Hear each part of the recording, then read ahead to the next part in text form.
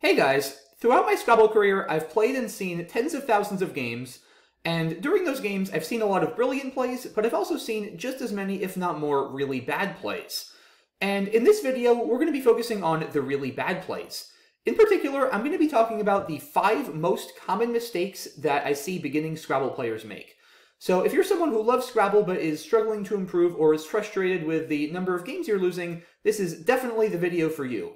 So without further ado, let's go ahead and jump right in.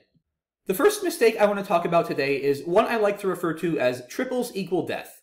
And what I mean by this is that I see a lot of newer players have an overwhelming fear of putting a tile anywhere near the vicinity of one of the 8 triple word scores that appear on a Scrabble board. Now, this fear isn't completely without merit, as the triple word scores are the most dangerous bonus squares in the game. But that being said, the extent to which I see a lot of folks go out of their way to avoid opening these squares at all costs ends up hurting themselves a lot more than simply making the opening would help their opponent. So let's look through an example to demonstrate what I'm talking about. Our first example of this video comes from a game played between Scaredy Cat and Dog. Now, Scaredy Cat started off this game really well with an opening bingo of meowing, but Dog has stormed back, bingoing on his last turn with kibbles for over 100 points to take a lead of 190 points to 106 points. It's Scaredy Cat's turn, and he notices that he's got a very high-scoring play through this Z in Energize down here. Namely, he can play the word breezy, which by covering a double word score as well as a triple letter score with the Y, would score 71 points, which is quite a lot. It would bring Scaredy Cat to within just 13 points of Dog's score. So Scaredy Cat was about to play this, but then realized, to his horror, that he's putting a B in the middle of these 2 triple word scores.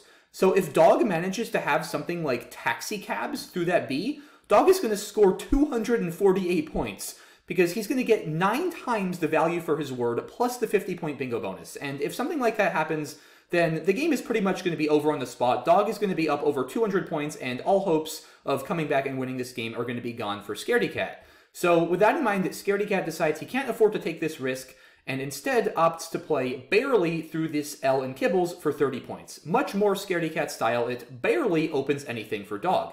Now, that being said, this is a huge mistake. Scaredy Cat has scored 30 points instead of 71 for Breezy. He's giving up 41 points, which is a huge amount, and not nearly an amount he can afford to give up, especially given he's already losing.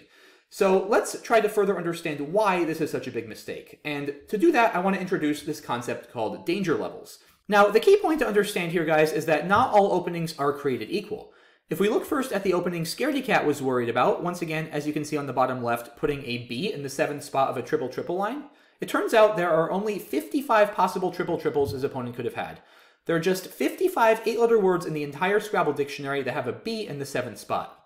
Now, if hypothetically, Scaredy Cat would have put an E in that same spot as a B, as you can see on the right here, that number changes drastically. There are now over 8,000 possible triple-triples that his opponent could have had, which actually makes sense if you think about it, because so many words end in ED, ER, or ES, whereas it's really hard to end a word with a B followed by another letter. So what that means is if Scaredy Cat had put an E in that spot, his opponent would have been about 150 times more likely to triple-triple than if Scaredy Cat put a B in that spot, as he was worried about during the game. So the natural question then is, well, we already mentioned how Scaredy Cat should not have sacrificed 41 points to avoid putting a B there. If he were instead putting an E there, maybe would have been warranted to sacrifice that many points. It turns out the answer is still a resounding no.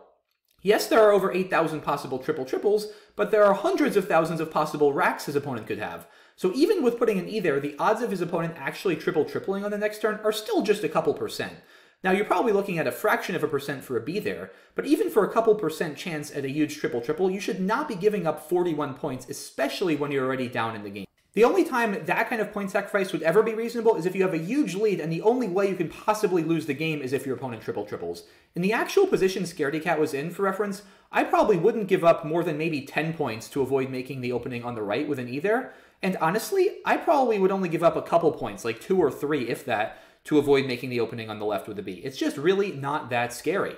Now, you might be thinking, okay, his opponent might not triple-triple, but he could still score a huge number of points using the triple word and a high point tile. And that's a very fair point. I do want to talk about it briefly here. So if we look now at the E tile, there's the same opening we talked about on the last slide on the bottom right here with the E in the 2nd to last spot. And I've also made a new opening now on the left with the E in the 5th out of 8 spots. Notably, the E is covering the blue double letter score. And it turns out that the opening on the right is far more dangerous for the exact reason of being afraid of high point tiles. Placing the E where you have on the bottom right allows the opponent to double a high point tile by occupying the blue square. For instance, the word Jeep, as you can see with the J on this blue square, would score 63 points. That is not possible on the left, because if a similar word, say Jeeps, were played, the J would now not be on a double letter score, and this only scores 42 points because you're only getting 3 times the value for the J, just tripling it once, as opposed to 6 times for doubling it and then tripling it. So you score about 20 less points, and it's also harder because you need a 5-letter word instead of just a 4-letter word. So the opening on the left is far less dangerous for that reason. Now, that being said, once again, it's not worth sacrificing 40 or so points to avoid an opening like the one on the bottom right. The point of this danger level section isn't so much to establish clear values, oh, you should give up this many points.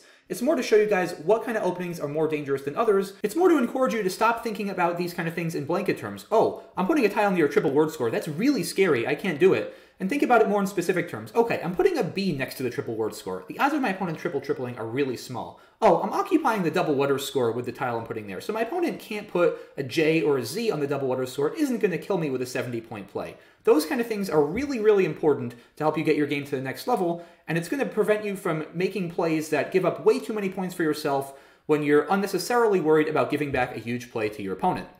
The second kind of mistake I want to discuss in today's video is probably the one I see the most often of all of these, and it's without a doubt the one that's the most blatantly obvious whenever it's made.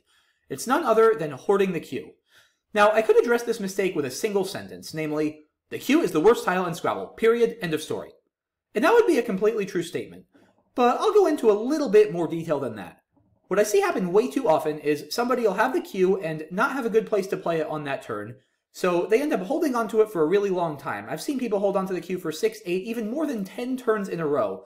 And what they're hoping for is because the Que is worth 10 points, it's one of only 2 10-point tiles in Scrabble, the other being the Z, that if they draw a U, they'll be able to play a long word with the Que and score a lot of points. Or maybe they'll even draw an I, and their opponent will be kind enough to give them a spot to play QI on a bonus square for like 50 or 60 points. And sure, occasionally this will work out very well, but what happens more often than not is this big Que play just never materializes, and kind of like our poor friend Flick over here in the left-hand side of this picture, you end up just in this vicious cycle of being hopelessly stuck to the Que for all of those turns in a row, and it ends in disaster. So let's take a look at this in action. We have once again our friend Flick over here on the left, and he's playing his best friend Ralphie. This was the first rack of the game, and Flick was first. He had EFIILQR. It's probably no big surprise, given the previous slide, that Flick decided to not play the Que on this turn. He instead chose to play the word rifle for 18 points, holding onto the Que, hoping that either on the next turn or in the not-so-distant future, Ralphie would give him a spot to play QI for quite a lot of points. Now, when Flick asked Ralphie about this turn, it's probably no surprise once again, given the previous slide, that Ralphie strongly disagreed with Flick's decision to play rifle. Ralphie instead argued that Flick should have played QI immediately for 22 points, getting rid of the Que, and holding on to rifle for his next turn, which leaves him a lot more flexibility. Ralphie was rather incredulous with his friend Flick here, asking him, did you not learn your lesson from the last slide when you were quite literally stuck to the Que? Well, apparently Flick did not learn his lesson because he went ahead and played rifle, but Flick did eventually get his dream play of QI for 64 points several turns later. And that brought him from 36 total points to 100 total points, which seems like a great thing. However, the problem is, Flick was holding onto the Que for like 6 or 8 turns in a row, and while he was holding onto the Que, he was effectively playing Scrabble with 6 tiles, because he couldn't play the Que anywhere, and he was only scoring like 6 points per turn while he was waiting for this big play, and while Flick was doing that, Ralphie, who didn't have the Que obviously, was scoring like 30 points every single turn. And over the course of those 6 turns, Ralphie thus accumulated 200 points. So even after all this, now that Flick finally hit his 64-point play, he's still down 100 points. And this right here, guys, is the problem with holding onto the Que. Even if you do eventually get a big Que play, which is far from a guarantee, more often than not, by the time you get that big play, you're going to have had to sacrifice a ton of points by holding onto the Que. Remember, if you have a Que without a U, you're basically never bingoing, and you're effectively just playing Scrabble with 6 tiles. It leaves you a lot less flexibility than if you get rid of the Que. And during this time, your opponent is going to just be playing normally and probably scoring 30 points, maybe even bingoing. And by the time you even do get this big Que play, once again, if you even do, you're probably still going to be at a deficit. So lesson learned here, get rid of the Que as soon as possible. I'm not saying that if you have a 50-point play holding onto the Que, that you need to get rid of the Que, but if you have 2 options that are both reasonable and one gets rid of the Que and one doesn't, when in doubt, always get rid of the Que. The third kind of mistake I'll be talking about today is another super common one. And very often I've been giving a lesson or offering some advice to a newer player, and they'll come to me with this really horrible rack they had and be like, Mac, I couldn't find anything good to do with this rack. What would you have done? And I'll look at the rack for like 1 second and immediately just be like, oh, I definitely would have exchanged tiles here. And their reaction will be, exchange tiles? What is that? The thing is, a lot of people either completely forget that exchanging tiles is allowed in Scrabble, or they remember it's allowed but figure, why would I ever want to score 0 points and waste a turn on that when I could at least score something? And the thing is, exchanging can be a super valuable tool for getting yourself out of some gnarly situations. So let's illustrate this with an example. Our next game features none other than Lloyd and Harry, the protagonists of one of my favorite movies of all time, Dumb and Dumber. Lloyd was first in this game, and he started off with this pretty dreadful-looking opening rack. He had 2 I's, 2 U's, a V, a W, and an N. Now, there are not a lot of words to be made here, but Lloyd found one very, very quickly. He thought for well under a second before very excitedly laying down the word win and triumphantly declaring, "Game over, Harry, I win." And Harry was at first quite flustered. He had thought this game was going to go well longer than a single turn, but he did eventually calm down and come to his senses, and he was like, wait a second here, Lloyd. I don't think that's how this game works. And Lloyd, who was completely convinced that he'd won the game on the spot, demanded that they consult a rulebook. Much to Lloyd's chagrin, they discovered after reading through the rules of Scrabble that no, playing the word win does not result in automatically winning the game. Lloyd was of course quite upset, but he did manage to come back with, okay, that's fine, but 12 is a heck of a lot of points. How on earth, Harry, are you ever going to come back from a 12-point deficit? And Harry again was quite rattled, but he did eventually come back with a very good point. Yeah, that's true, Lloyd. 12 is a lot of points. But what are you going to do with this garbage that you've left on your rack next turn? You've left IUUV, and I don't know any words that have an I, 2 U's, and a V in them. Lloyd was completely confused by this, as he was just like, wait a minute, I get another turn? And Harry was getting pretty incredulous and frustrated at this point, and all he could muster was, yeah? And Lloyd was just like, oh, I'm sorry, Harry, I'm a tad off today, to which Harry completely erupted, a tad? A tad, Lloyd? I'll leave it up to you guys' imagination what happened for the rest of this game. Now, let's all try to gather ourselves if we can after all those shenanigans and get back to a more serious discussion of Scrabble strategy. After all, this is a video on how to get better at Scrabble. It's not a compilation of Mac's favorite movie scenes.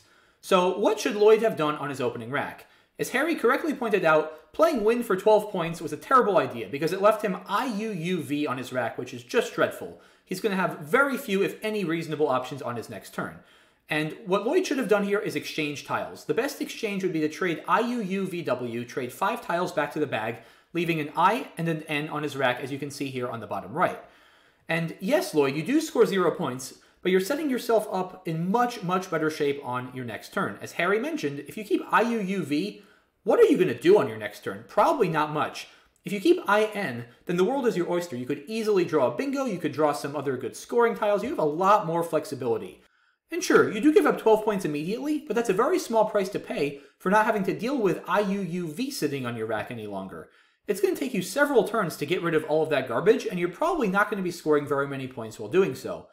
This isn't too different from the example we talked about earlier with the Que, where as I mentioned, you're almost always better off getting rid of the Que ASAP, even at a point sacrifice, because it's going to be more than made up for by the increased flexibility you have over the next several turns by not having the Que as opposed to being saddled with it. Now, you might be wondering, okay, I get that IUUV is a terrible leave and that Lloyd should have exchanged there, but how do I know in general whether a leave is reasonable enough to play through or whether it's so bad that I really need to exchange and get rid of those tiles ASAP? And that's a great question, and it's a really, really difficult question to answer generally. And I'm not going to try to do that in this video, but I do want to give you some examples of some particularly bad leaves that should certainly trigger alarm bells and definitely make you question whether you should exchange. One such example is a leave with too many vowels. So if you're looking at a play that scores like 10 or 15 points and keeps A, E, I, O, U with no consonants on your rack, you should probably consider exchanging. If you've got all vowels and no consonants or very few consonants, that's definitely a red flag. On the flip side, if you have too many consonants, if you're looking at a 12-point play that keeps B, C, F, G, P on your rack, you're probably better off exchanging than taking those 12 points and leaving yourself vulnerable to having very few or no vowels at all on your next turn. Another troublesome kind of leave is one that has too many duplicates. So take this leave here, IINNN. I mentioned on the previous slide that Lloyd should have exchanged keeping IN on his rack. So IN is not a bad leave at all. It's actually a good leave. But too much of a good thing, just like in life, is usually a bad thing in Scrabble. If you've got 2 I's and 3 N's, there are very few words you're going to be able to make on your next turn. And even if you can make a word, it's probably not going to score very many points.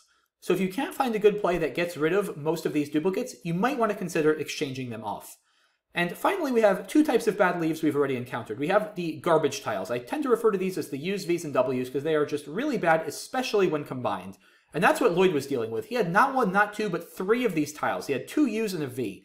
So if your best option doesn't score very many points and keeps multiple garbage tiles, it's quite possible that exchanging would be a better option. And finally, last but not least, we of course have the Q, which we've discussed extensively.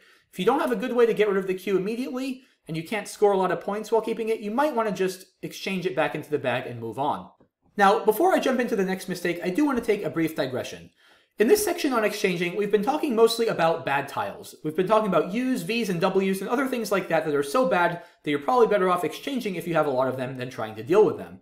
Well, the bag doesn't have all bad tiles. There are several good tiles in Scrabble, by far and away the best of which are the S's and especially the blanks. As a rough rule of thumb, blanks are worth about 25 points each, and S's are worth about 8 points each. Like all things in Scrabble, these rules are certainly not absolute, but they can be very good benchmarks for evaluating whether you're using these tiles wisely. For instance, what this means is if you have a blank and you're looking at a play that uses the blank and a play that doesn't use the blank, you should probably only make the play that uses the blank if it scores roughly 25 or more points than the play that doesn't use a blank. If you see two plays, one that scores 35 using a blank and one that scores 20 but saves the blank, you're probably better off making the 20-point play because, yes, you do give up 15 points immediately, but in the long run, the blank on average will net you a lot more than 15 points. Likewise with the S, it's not quite as strong as the blank, but it's still a really useful tile for going at the end of words and allowing you to play words that you wouldn't be able to play if you didn't have an S on your rack. So if you're looking at two plays, the exact same word in a singular and plural form, with the plural form having the S at the end of it, and the plural only scores 2 more points, you're probably better off playing the singular and holding back the S for a future turn, since you do give back 2 points immediately, but in the long run the S is going to give you a lot more benefit than those 2 points.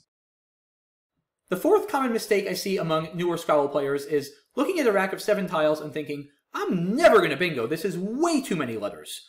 Once again, a bingo is when you play all 7 of your tiles at once, almost always either as a 7-letter word directly from your rack or as an 8-letter word through one of the tiles already on the board. Doing this gets you a 50-point bonus. So with a bonus as large as 50 points for bingoing, you can definitely understand how it can be frustrating for a lot of players who seem to consistently be able to find 4- and 5-letter words from their rack, but really struggle when it comes to finding 7- or 8-letter bingos. And the good news is I'm going to show you a technique that really helps improve both your efficiency and confidence for bingo finding, which, given how large the bonus is really going to help you grow your game and your average score by leaps and bounds. And I'm going to show you this technique using an example game played between none other than Rudolph the Red-Nosed Reindeer and Santa Claus. Rudolph was first in this game, and this is his opening rack. He has D-E-E-M-O-R-V. And spoiler alert, there is a bingo. And also spoiler alert, Rudolph does not find the bingo. He plays deer for 10 points, claiming it's the longest word I know. Well, let's see if we can help Rudolph find this bingo. Now, the key part of this technique is looking for common beginnings and endings of words. You might notice that Rudolph has an R and an E on his rack, and a lot of words start with RE, mostly verbs, because RE is a prefix meaning to do something again. So let's see what happens if we pull the R and the E off of Rudolph's rack and move them to the beginning of his hypothetical bingo here. We've now basically reduced a 7-letter problem into a 5-letter problem, and many of you may now already see the bingo. But for those of you who don't, let's try to simplify the problem even further. In addition to beginnings, let's think about what might go at the end of Rudolph's bingo. We already know we're probably looking for a verb if we're starting with RE, so thinking along those same lines, we know a lot of verbs in the past tense end with ED, and Rudolph still has an E remaining on his rack as well as a D. So let's now pull those aside and move them to the end of the word. We've got RE at the beginning, ED at the end, and he's got these 3 tiles left here. He's got an M, an O, and a V. And now probably most if not all of you see the bingo, it is indeed removed. So once again, guys, we started with 7 tiles, which certainly could be a little bit overwhelming. We then reduced it to 5 by taking out the RE prefix, and then we reduced it even further to 3 by taking out the ED suffix. And at that point, it was pretty easy to see Rudolph's bingo. So let's go back to our original story. Rudolph now finds his bingo of removed and is all excited. He's like, look, Santa, I did it. I found a bingo. And Santa was very much not amused. He immediately, with this rack here of EINNOSV, within less than a second, slapped down a bingo of his own with venison for 71 points. It's not over yet, Rudolph.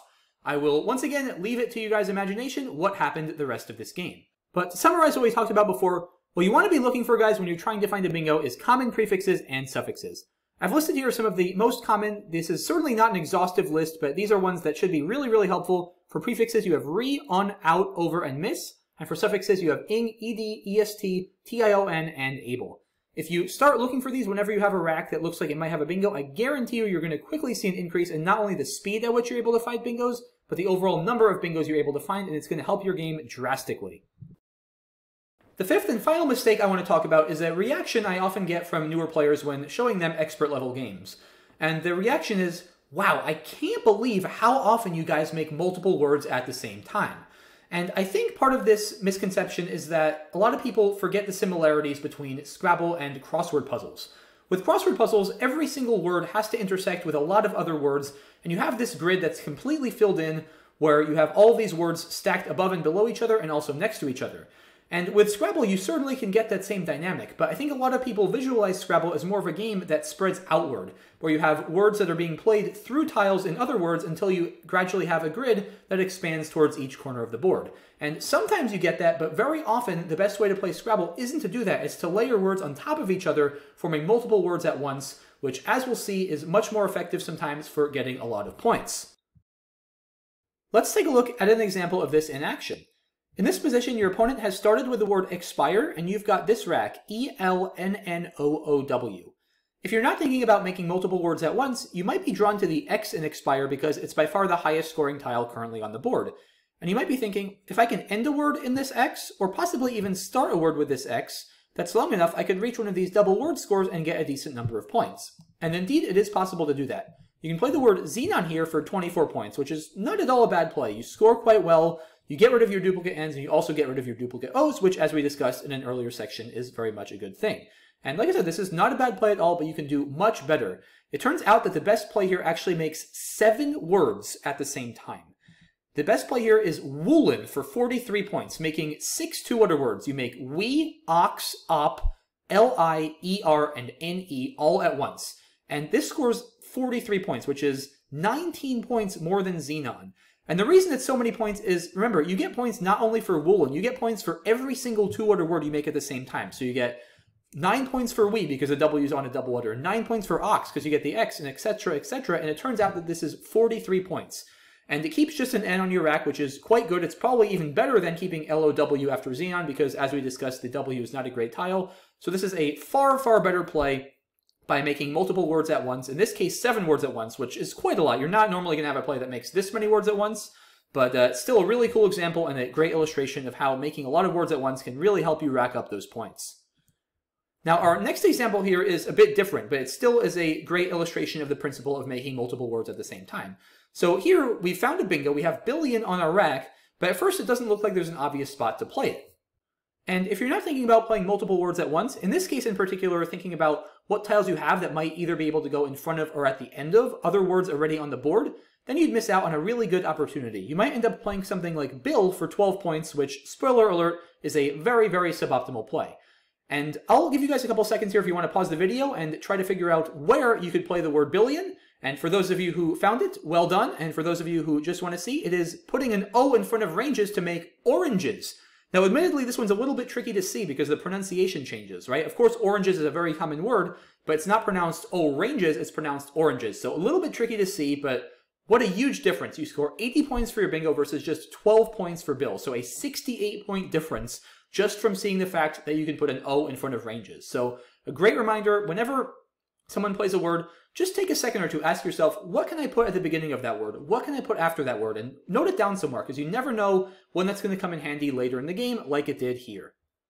So, in sum here, what we want to be thinking about in terms of playing multiple words at once are overlaps and hooks. Overlaps are more like the first example, where you play a lot of words, often shorter words, like 2 or 3 letter words at once. And a prime example of this that comes in handy a lot is when you have a power tile, like an X. So in this example, the letters I and N are right below a blue square, which is a triple letter score. So if you can get the X on this square and play it in multiple directions, you're going to get a lot of points. In this case, it turns out if you have an X and a U, you can play the word XU, which makes a bunch of fairly obscure but valid 2-letter words, XU, XI, and UN. And you get 52 points for this because the X is on that triple letter score, and you get triple the value of it both horizontally for XU as well as triple the value for it vertically for xi. So you get 48 points, 8 times 6, just for the x alone. And I'll add a bonus tip here. If you haven't already, learn those two-letter words. They're super, super handy for plays like this. There are just over 100 acceptable two-letter words in the Scrabble dictionary. About half of them are already common, so you're only looking at learning about 50 different words. It's not that big a time investment, but it's going to really help you leaps and bounds for these kind of plays, and also just even finding places to play bingos and other things. It's one of the most important sets of words that any aspiring Scrabble player can learn. And in addition to overlaps, we also talked about hooks, right, where we saw the O hook in front of ranges. Another time to really keep in mind hooks is when you see a word that stops one square below a bonus square. In this case, somebody has played princes, stopping one square short of a triple word score. And it's not the easiest to see, but you can actually put another S on princes to make princess. Again, not completely trivial because princes is already a plural, so you're not really thinking of putting another S on it. But it turns out princes does take that second S, and if you notice that, then you're going to be able to play a word horizontally with the S hook and probably score a slew of points. So that's pretty much it, guys. I hope this video was fun and enjoyable and useful, and now I hope you take all of these tips and hopefully stop making these mistakes, or at least make them less often, and now go start winning some Scrabble games and having fun. So thanks so much for watching, guys. Let me know if you have any questions. Let me know if you enjoyed this video, and I really look forward to hearing all of your feedback and hopefully hearing stories about how you guys improved a lot and started winning a lot more games from this video. So thanks again so much for watching, guys. Really appreciate the support, and I will see you soon. Bye-bye.